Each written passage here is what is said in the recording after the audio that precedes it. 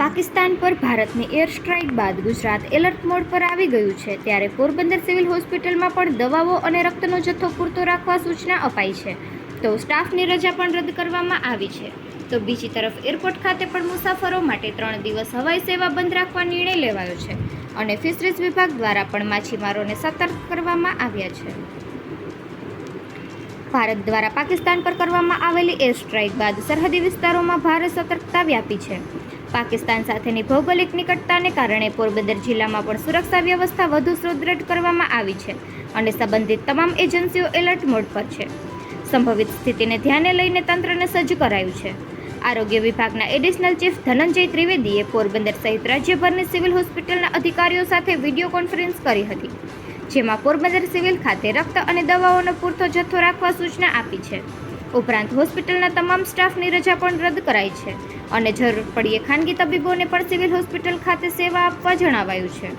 તો બીજી તરફ પોલીસ સહિત સુરક્ષા એજન્સીઓ દ્વારા દરિયાઈ વિસ્તારમાં બોટ પેટ્રોલિંગ અને બોટ ચેકિંગ કરવામાં આવી રહ્યું છે. એરપોર્ટની 10 મે સુધી સેવાઓ બંધ રાખવામાં આવી છે. અઠવાડિયામાં 3 દિવસ ચાલતી મુંબઈની ફ્લાઇટ પણ રદ કરી દેવામાં આવી છે. માત્ર સુરક્ષા એજન્સીઓના ઓપરેશન માટે એરપોર્ટ કાર્યરત રાખવામાં આવ્યું છે. તો બીજી તરફ ફિશરીઝ વિભાગ દ્વારા પણ પરિપત્ર જાહેર કરી માછીમારીને ફિશિંગ ઝોન નજીક માછીમારી ન કરવા સહિતની કેટલીક સૂચનાઓ આપવામાં આવી છે. મદદનીશ મત્સ્યોદ્યોગ નિયામક ટી.જે. કોટિયા દ્વારા પરિપત્ર જાહેર કરી જિલ્લાના તમામ માછીમારો એસોસિએશનો તથા આગેવાનોને જણાવાયું છે કે તાજેતરમાં જ પ્રવર્તતી સુરક્ષા પરિસ્થિતિને ધ્યાને લેતા નજીકના સમયગાળામાં દેશ વિરોધી તત્વો દ્વારા દરિયાઈ માર્ગ તરફ કે વિસ્તારમાં દેશદ્રોહી પ્રવૃત્તિની સંભાવના હોવાથી સુરક્ષાના પગલાં વધારવાની આવશ્યકતા છે.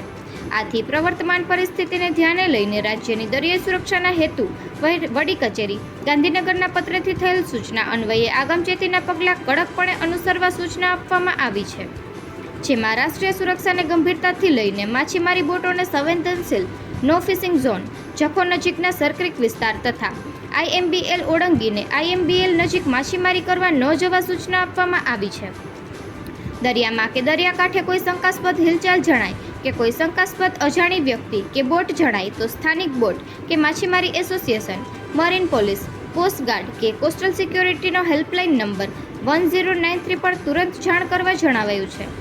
કોઈપણ બોટ માલિક, ટંડેલ, ખલાસી કે ફિશરીઝ વિભાગ સિવાય અન્ય કોઈપણ વિભાગ દ્વારા કે વ્યક્તિ દ્વારા બોટ કે બોટમાં લગાવેલ ટ્રાન્સપોન્ડર્સના ફોટોગ્રાફ્સ, માહિતી કે અન્ય કોઈ વિગત માટે ફોન કે વોટ્સએપ કોલ આવે તો આવી માહિતી આપવી કે મોકલવી નહીં અને આ પ્રકારના ત્રાહિત વ્યક્તિના ફોન કે વોટ્સએપ કોલ આવે તો તાત્કાલિક ફિશરીઝ વિભાગને નજીકના પોલીસ સ્ટેશનનો સંપર્ક કરવો તથા દેશની સુરક્ષા વિરોધી કોઈ ઘટના ધ્યાને આવે તો તેની જાણ તાત્કાલિક સ્થાનિક સુરક્ષા એજન્સીઓને જેવી કે સ્થાનિક મરીન પોલીસ તથા કોસ્ટગાર્ડને કરવા સૂચના આપવામાં આવી છે.